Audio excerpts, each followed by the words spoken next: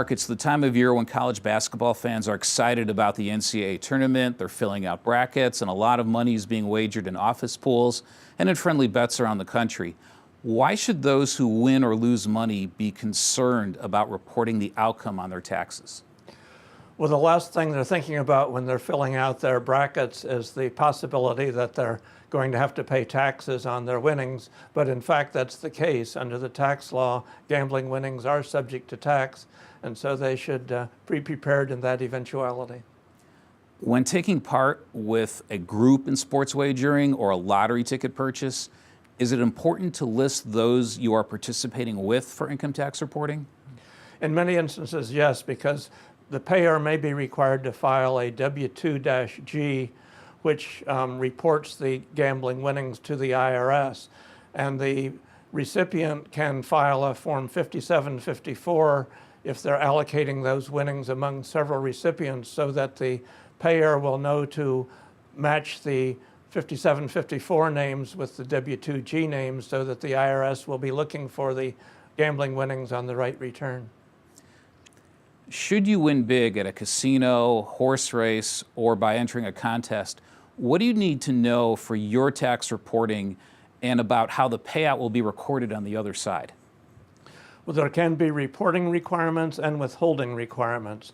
The basic reporting requirement is this Form W-2G, and the basic requirement for filing that is gambling winnings over $600 or 300 times the amount of the wager. There are some special higher reporting requirements if certain activities are involved, such as poker, bingo, keno, or slot machines. Now, on the withholding side, if the amount of the winnings exceed $5,000, then there could be a 25% withholding requirement, so that that money is actually withheld by the payer before the recipient gets it. There's also something called backup withholding that could be involved if the recipient doesn't provide their taxpayer identification number to the payer. Then the payer is required to do backup withholding, and that comes in at a level of over $600 again, or 300 times the wager. And that withholding amount is 28%. Are the rules different for winning cash or big prizes through a contest held by nonprofit tax-exempt organizations? There are some special rules involving tax-exempt organizations, primarily because the organization itself could be at risk of its exempt status if it gets too involved in these types of activities. Think of your Veterans Lodge with the regular Friday night bingo, or the church parlor with their regular bingo nights.